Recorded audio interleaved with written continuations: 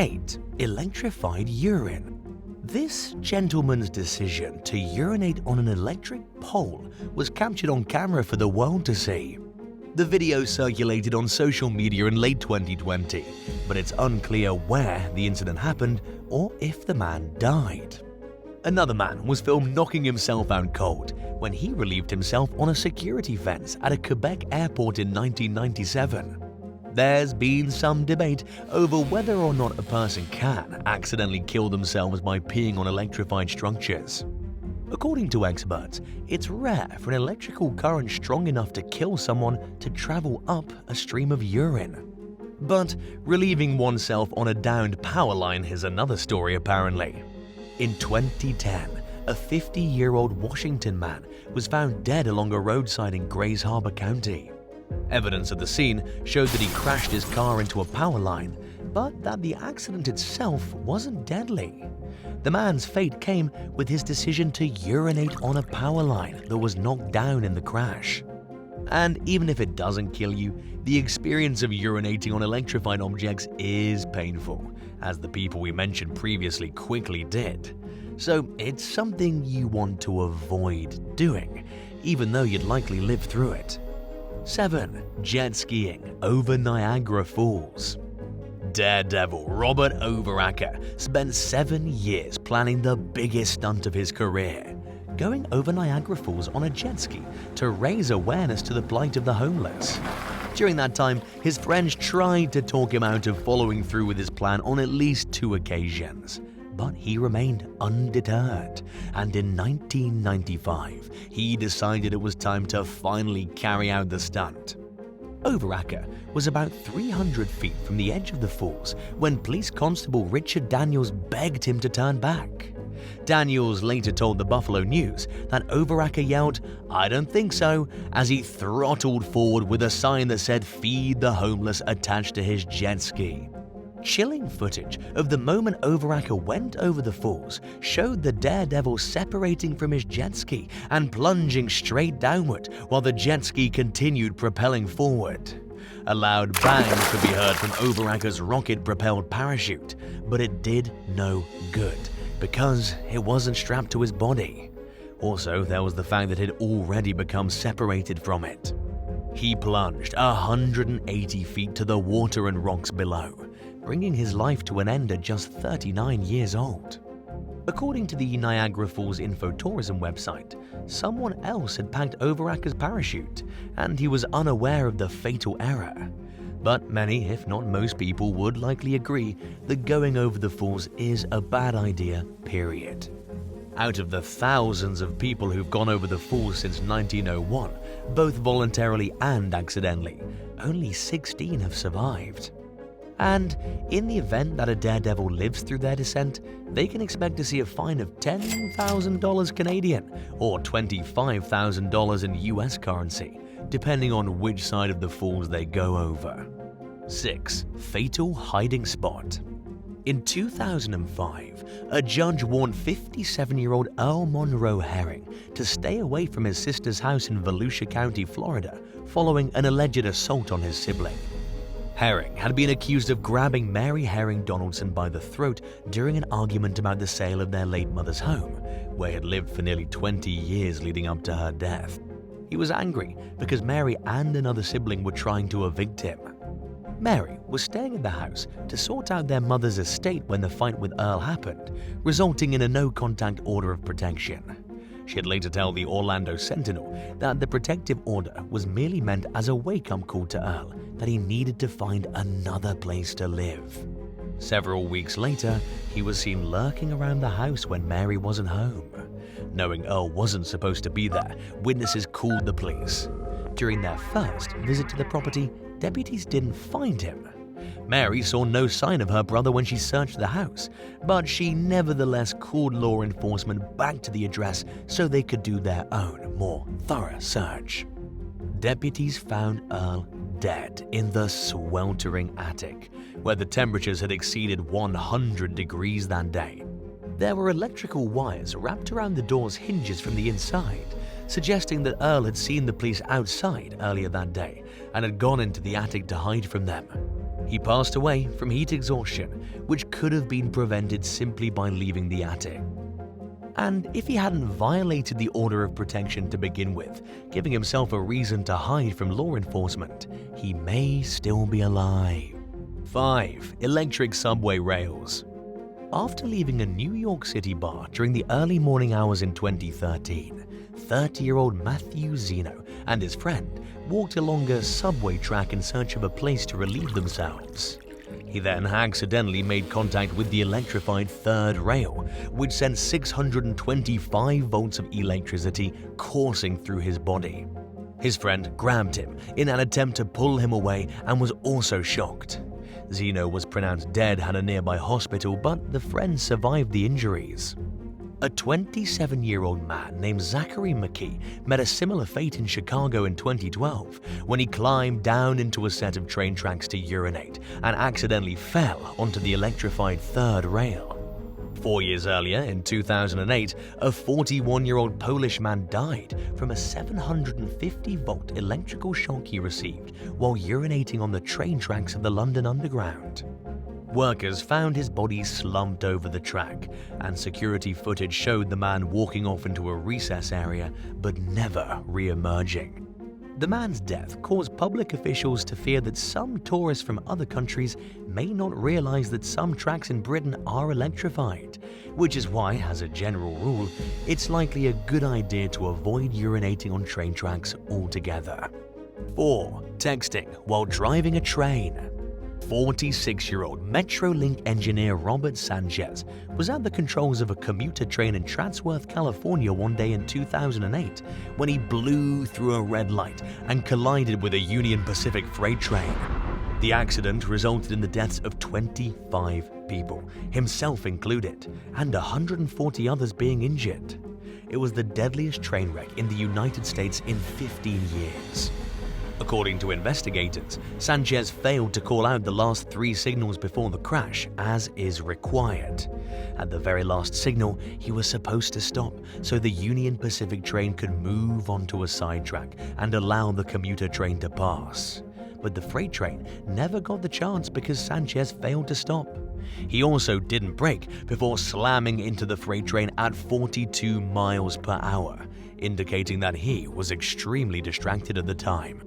To his neighbors and peers, Sanchez was a recluse, but he was somewhat of a legend among young train fanatics who he actively corresponded with on a regular basis. Investigators quickly discovered that he'd been exchanging text messages with a teenage rail enthusiast just seconds before the crash. Records showed that Sanchez was making plans to allow the teen to drive the train. This was definitely against the rules, but Sanchez had already shown a disregard for company policy before the deadly wreck. On at least 2 occasions, he was caught with his cell phone in the train cab, which was strictly prohibited. Investigators also found evidence of Sanchez allowing one of his young friends to drive the train at least once before.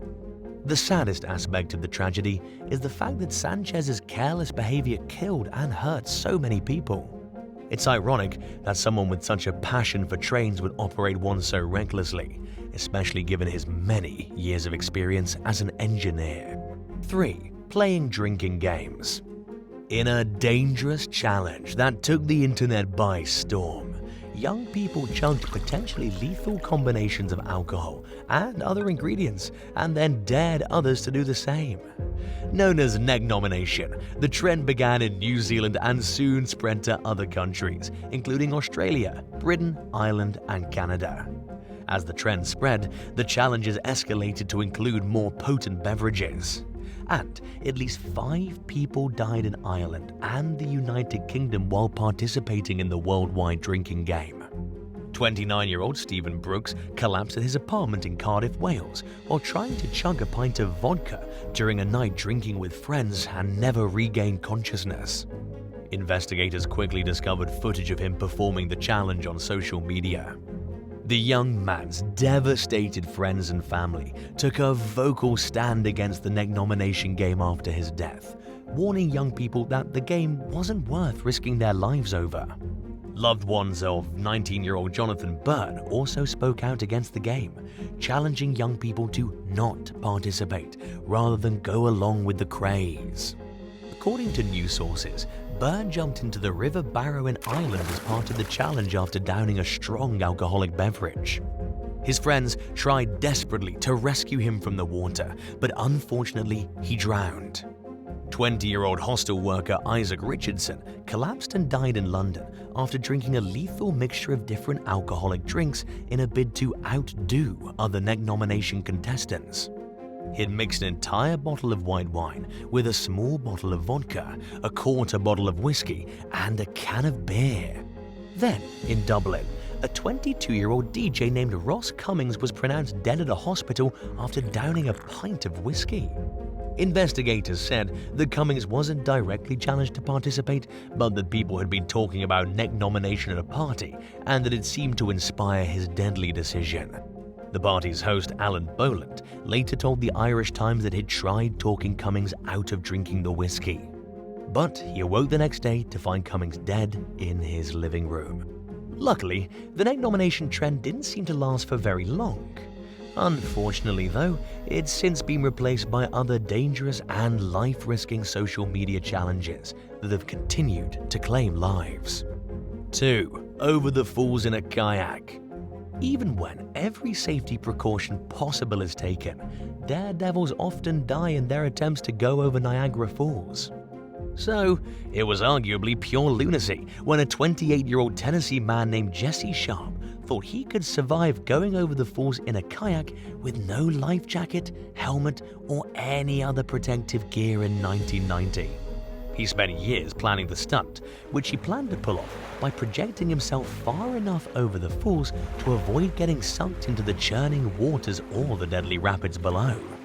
Then, after landing, he would kayak another 4 miles downstream to a restaurant in Lewiston in time to make his 4 p.m. dinner reservation. Sharp saw wearing a life jacket as a potential hazard, which might prevent him from escaping if he got caught in the falls. He also didn't wear a helmet because he wanted his face to be recognizable to cameras. When authorities realized what was about to unfold, they diverted the flow of the Niagara River to lower the water level, hoping it would stop Sharp from following through with his plan.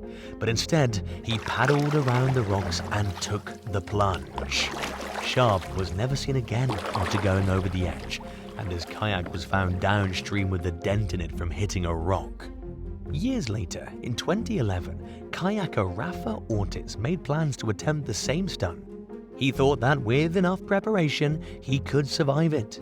He and his crew of helpers spent months planning and made it all the way to Niagara Falls before Ortiz wisely backed out at the 11th hour. For his reasons for not doing so, he cited not only the obvious dangers of what he was planning to do, but the potential legal ramifications for him if he survived and his friends. And now for number 1. But if you want to hear more bizarre and crazy stories, stay tuned after the video for some more content. 1. The dangers of bathing with your phone. A Texas teen named Madison Coe was visiting her father in Lovington, New Mexico in 2017 when she plugged her phone into an extension cord so she could use it in the bathtub while it was charging. She died from an electrical shock, leading to reports that she'd accidentally dropped the phone in the tub. A burn mark on Coe's hand suggested that the fatal shock occurred when she accidentally touched a frayed part of the extension cord.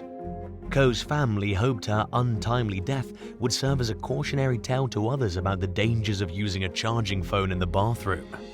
A similar tragedy occurred in Italy in May of 2023 when a teenager named Maria Antonietta Cutillo was electrocuted to death by her charging phone while bathing. She dropped the device into the tub at her home in Montefalcione, Avellino, while chatting with a friend. Theo's family wasn't home at the time, but the friend she'd been talking to grew concerned after the call cut out, so she phoned emergency services. And unfortunately, the young woman was dead by the time first responders arrived. Another teen was lucky to survive when she dropped her charging phone into the bath at her home in the Netherlands in 2019. Her mother rushed into the bathroom after hearing a loud scream and pulled her out of the tub. First responders revived her by punching her in the sternum and then rushed her to the hospital, where she spent 2 days being treated for her injuries. The young woman was incredibly fortunate that her mum sprang into action so quickly and for the timely response of paramedics. If much more time had passed, she likely would have died. She suffered from amnesia from the shock and didn't remember the moments leading up to when she dropped the phone. Number 9. Stephen Brown and Haley Dondurant. To earn some extra money for her family, 51-year-old school teacher Thelma Boinville took a second job cleaning vacation rentals on the Hawaiian island of Oahu. One day in 2017, she went to clean a property while her daughter waited in the car outside. As Boinville entered the home, she encountered a pair of burglars who were later identified as Stephen Brown and his then-girlfriend Haley Dondurant. Someone tied Boinville to a chair and brutally murdered her with a machete, then tied her daughter up and left the property. The suspects then fled the scene but were identified and captured with help from Boinville's daughter, who survived the attack. In court, Stephen Brown admitted responsibility for burglarizing the rental and kidnapping the victims, but he denied having any involvement in Boinville's murder. He claimed that he went to survey the property and returned to discover that Dondurant had killed Boinville. The prosecution argued that Brown was the only defendant who was strong enough to restrain Boinville and pointed out how the victim's daughter had implicated both suspects in the murder. A jury convicted Brown of murder and recommended a life sentence without parole, but a judge will ultimately decide whether the killer deserves to become eligible for parole at any point. Brown will be sentenced in May 2023, and Dondurant is scheduled to go on trial in July. Number 8. Homeowner fights back. When a Jacksonville, Arkansas homeowner caught 2 people trying to burglarize his home in broad daylight one day in 2023, he grabbed his gun and shot at the intruders, striking one of them. Police rushed to the residence after receiving a call about a burglary in process, but they didn't learn about the shooting until they arrived at the scene. The wounded individual was taken to the hospital, where he was reported to be in a stable condition. Police spokeswoman April Kyer said that he would face charges once he was released from the hospital, but declined to go into further detail. A second suspect, 22-year-old Kylan Brown, was arrested on suspicion of residential burglary and tampering with physical evidence. While he and his alleged co-conspirator are now facing a world of legal problems, they're both incredibly lucky to be alive. Hopefully, the close call was the lesson they needed to avoid ending up in a similar situation in the future. Authorities made no mention of the homeowner facing charges and declined to mention his name, suggesting that the incident may still be under investigation, or he may have been cleared of any wrongdoing. Number 7. The Miramar Murders. During a night out in Hollywood, Florida back in 1994, Sharon Anderson and Marie Rodgers ran into local bar owner Casimir Sokarski, known among locals as Butch Casey. The women were regulars at Casey's bar, so they felt comfortable going to his house in Miramar to continue the party when he invited them over later that evening. But Sharon and Marie failed to return home by the next evening, causing their families to fear the worst. The bar's manager recalled seeing the pair leave with Butch, who wasn't answering his phone calls. Officers went to Butch's residence and found him, Sharon, and Marie dead on the floor. They had been shot execution style. Home surveillance footage showed the trio socializing when out of nowhere 2 masked and armed men barged inside. They beat and terrorized the victims for several minutes while searching the house, then shot them all dead. Before leaving, one of the intruders removed his mask and unknowingly revealed his face to the camera. In a case with little other evidence, the image proved crucial in identifying Pablo Ibar and Seth Penalva as the prime suspects. Both men were convicted of murder, but Penalva was found innocent and set free in 2012 after numerous trials, convictions, death sentences, and appeals. Ibar won a new trial in 2019 and was reconvicted and sentenced to life in prison. The case remains plagued by unanswered questions. Many suspect that Ibar is innocent, despite being tied to the scene through DNA on a clothing item that he claimed his roommate borrowed from him that night. The identity of the other suspect is also a mystery, and no definitive motive for the crime was ever established. There are also rumors about the mob being involved and Casey owing them money. Some suspect Ibarra and Penalva were charged simply because they fit the profile in the eyes of the police, and that prosecutors became irrationally fixated on securing a conviction. Number 6. Brian Overton. During the early morning hours one day in February 2023, a 71-year-old woman awoke to the sound of a heavy object crashing through a window at her home in Spalding County, Georgia. The next thing she knew, a male intruder was demanding money from her at gunpoint. He made the victim hand over her car keys and debit card, then forced her into her car and drove to a nearby bank, where he withdrew money from an ATM using her debit card. The suspect dropped the senior citizen back off at her home and sped off in her car. She was lucky to be alive and safe, according to Spalding County Sheriff Darrell Dix, who told WSB-TV that most crimes of this nature end with the victim being hurt or killed. Police located the stolen car later that day with 2 men inside. One of the men, 29-year-old Brian Overton, appeared to be wearing the same shirt that the burglary suspect was seen wearing as a mask in surveillance footage from the bank where the victim's debit card was used. He also had what appeared to be a fresh cut on his hand, and police found the stolen debit card in his pocket. Overton faces a laundry list of charges, including first-degree home invasion, burglary, kidnapping, armed robbery, aggravated assault, motor vehicle theft, possession of a firearm during the commission of a crime, possession of a firearm by a convicted felon, and 2 drug charges. Number 5. Hailey Kyer and Nicholas Brady.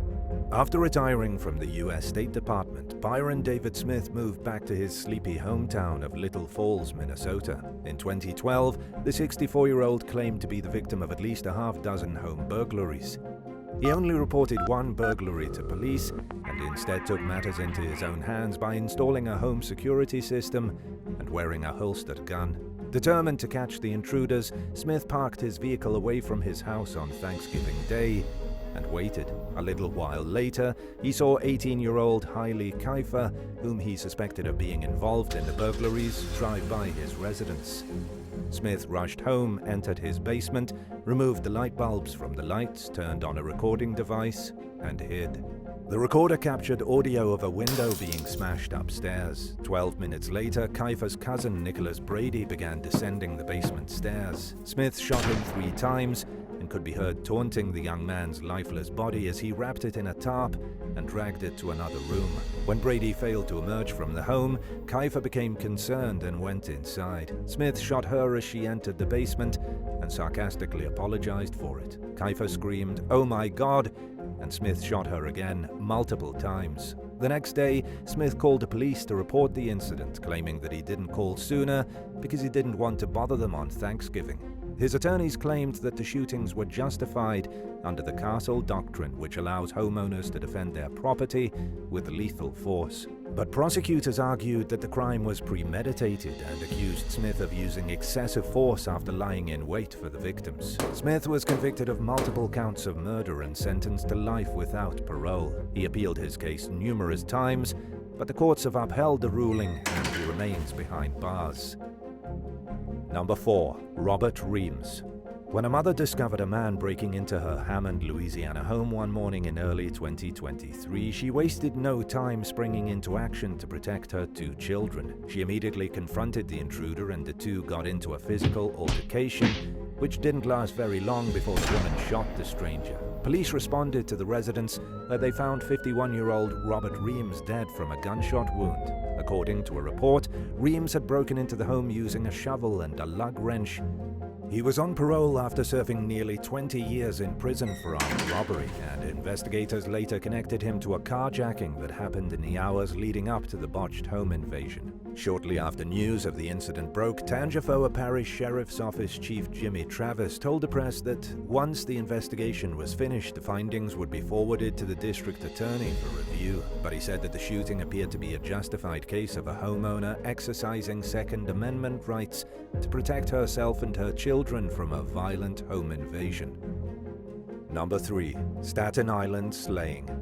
After noticing some unusual activity in his Staten Island home late at night in December 2021, 38-year-old bodybuilder and father of 2, Tamer Sharawi, found himself face-to-face with a group of intruders. One of the suspects shot Sharawi in the shoulder, and they all fled the scene. Shirawi was rushed to the hospital, where doctors did everything they could to try saving his life.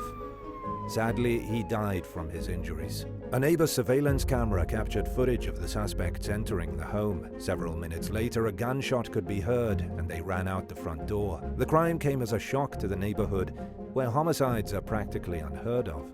Grief-stricken neighbors described Shirawi as the type of neighbor anyone would love to have, who was always willing to help someone in need, and as a dedicated family man whose life revolved around his kids. It was hard to imagine that anyone who knew him personally would want to harm him, and at first police were also stumped. More than a month later, authorities charged 40-year-old Nathaniel Morton and 35-year-old Caitlin Reuter with murder, robbery, and gun possession. A third suspect, 20-year-old Emmanuel Sullivan, was arrested several weeks later but died at Rikers Island while awaiting trial. A fourth and final suspect, 24-year-old DeAndre McClellan, was captured in Alabama more than 6 months after the murder. Prosecutors are accusing Caitlin Reuter, who previously trained with Shirawi, of masterminding the crime. After Shirawi's death, she allegedly posted a video tribute to him on social media, along with an Instagram photo with a caption stating, "Would you believe me in the car? What if I never dropped you home?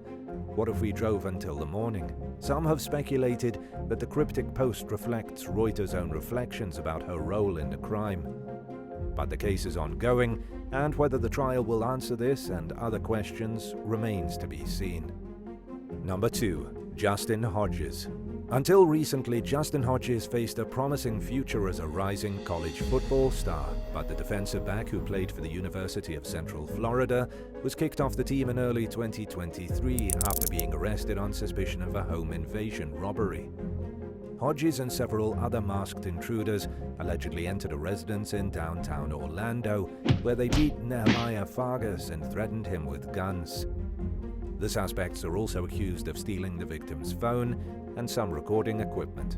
According to investigators, the victim's girlfriend, Nevaeh Moshe, had stopped by the apartment the day before wearing clothing that belonged to a new friend who was later identified as Hodges. Fargas was understandably upset about seeing his girlfriend in another man's attire and threw the clothes out a window. Moshe allegedly returned to the apartment the next day with Hodges and 2 other male suspects. She knocked on the door so Fargas would answer, and the men allegedly ambushed him as soon as he opened it.